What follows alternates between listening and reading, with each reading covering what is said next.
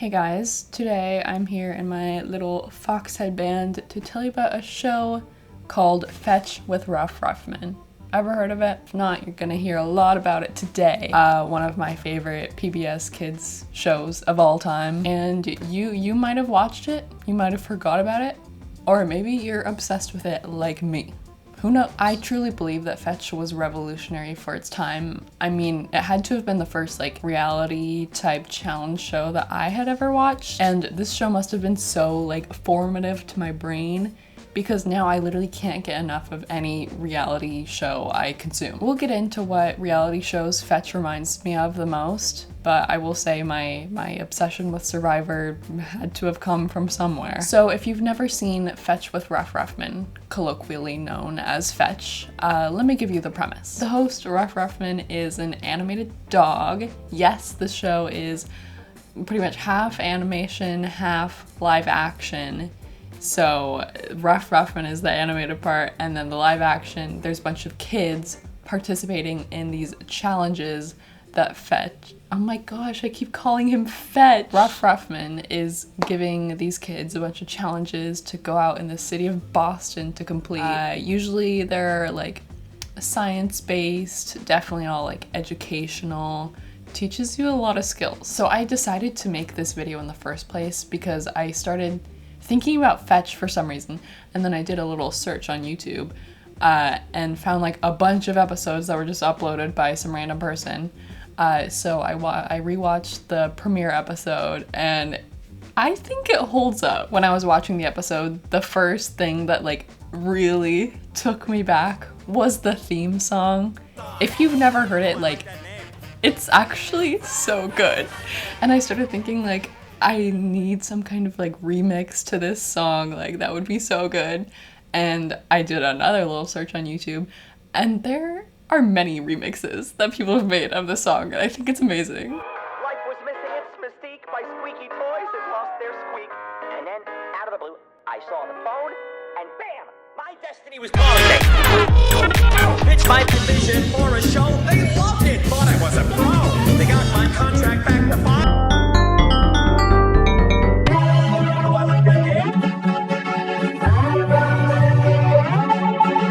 There's even an a cappella version, which I do think is necessary, and it's great. It's on Spotify too, I think. Pitched my vision for a show. They loved it. Thought I was a pro. So in the premiere episode, we get introduced to Ruff Ruffman, the host, who I would say is the Jimmy Fallon of animated dogs. Wait a minute. Are we live?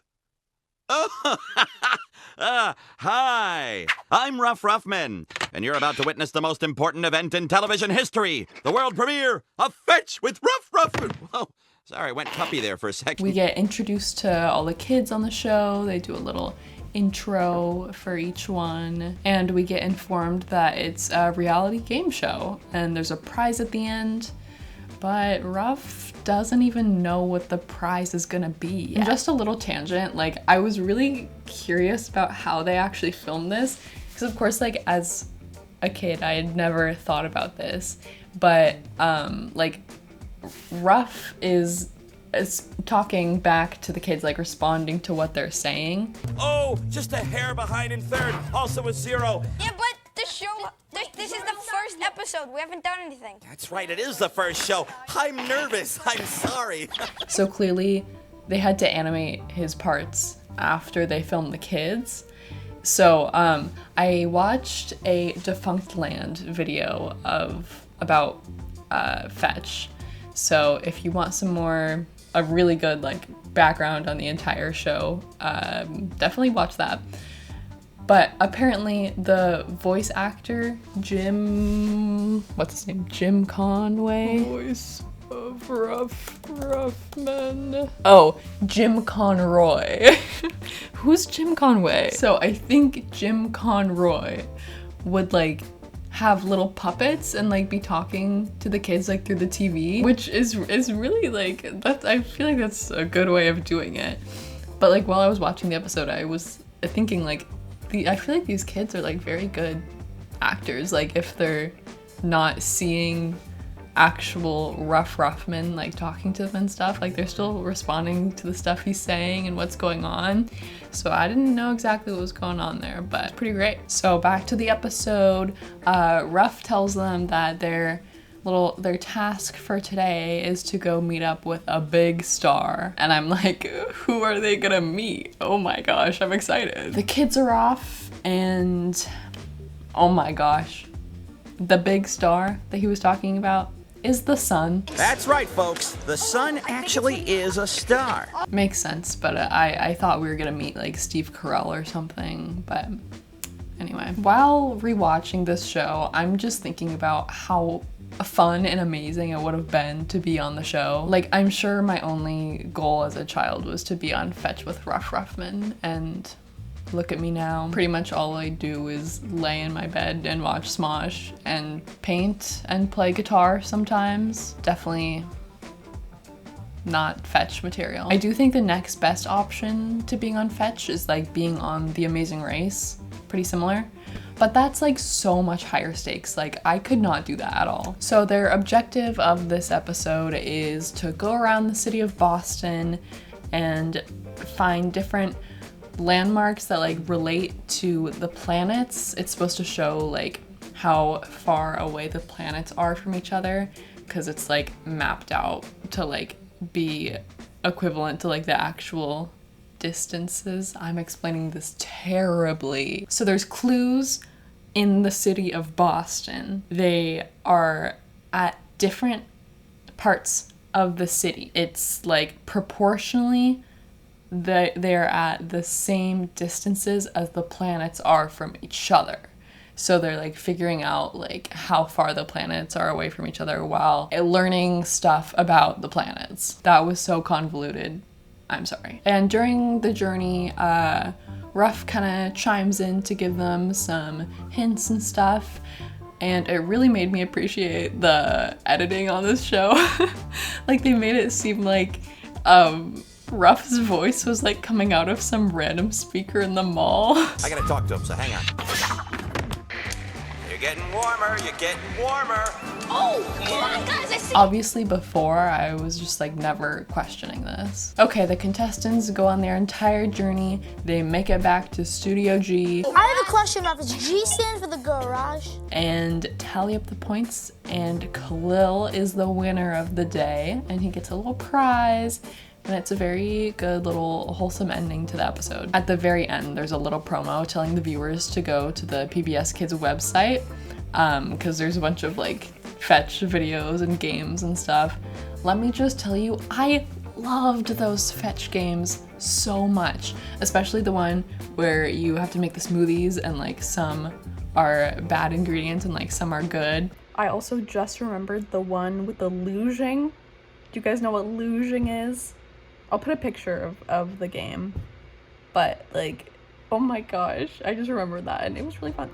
It was a classic, and I really do miss some of those PBS Kids games, like not even Fetch games specifically, like all of them. They were so fun. That was just kind of like one episode that I rewatched like super recently, but I actually learned so much from Fetch. We have like a running joke in my family that like everything I learned as a child was from Fetch. And I was just talking to my parents recently about Fetch and stuff, and they were telling me that as a kid I would like tell them a fact or like say something that I learned, and they'd be like, oh, where did you learn that from? Or like, how do you know that? And I'd say, I learned it from Fetch. Like, of course, obviously. The things that like stick out in my mind that I really remember from Fetch is there was an episode where they were learning how to tread water, and they said that you're supposed to put your legs like in an egg beater motion, kind of, and that's how you stay afloat.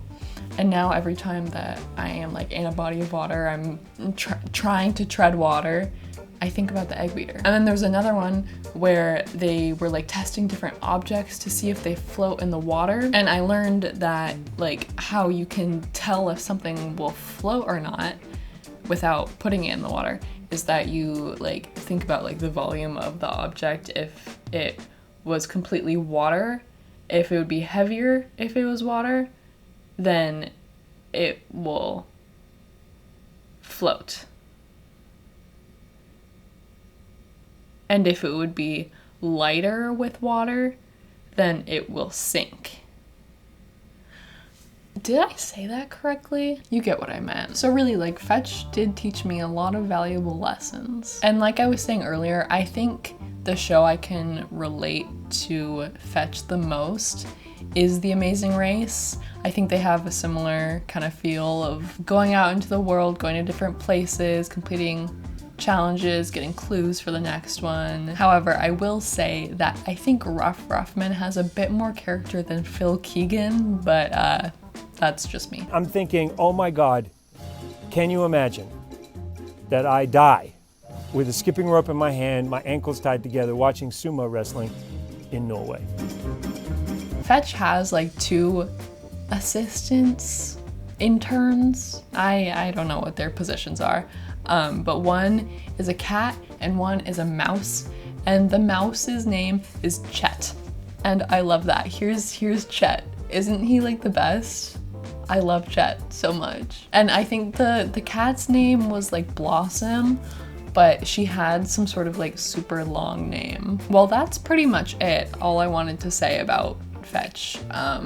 Just my little retrospective, looking back on one of my favorite childhood shows. I'm thinking I ought to do this with some of my other favorite childhood shows, but I'm not sure which ones yet. Maybe others from PBS, maybe from Disney, maybe from Nick. I would seriously love to know if any of you watched Fetch, because I feel like I bring it up to people and like no one has seen it.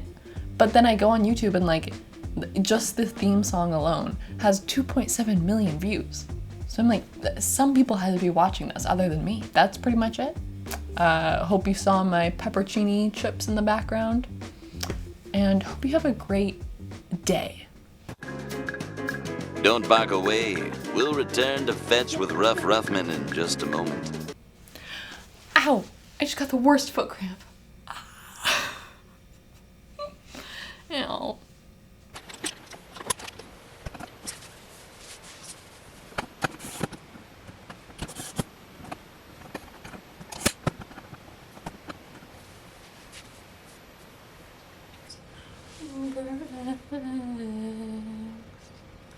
When did I start recording? That's really weird.